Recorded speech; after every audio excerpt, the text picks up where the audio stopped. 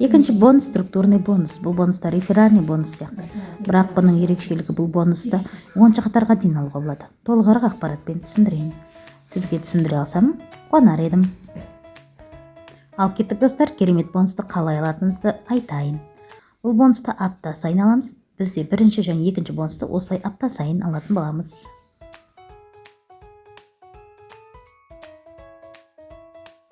Структурный бонуста 10 қадамға дейін алатын боламыз.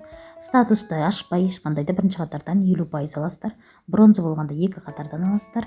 Серебро болғанда 3-4 қатарға дейін алатын боласыздар бонуста. Және золотойдан 5 қатардан, платинадан 7 қатардан, бриллиантта 8 және 9, 10 қатардан алатын боласыздар.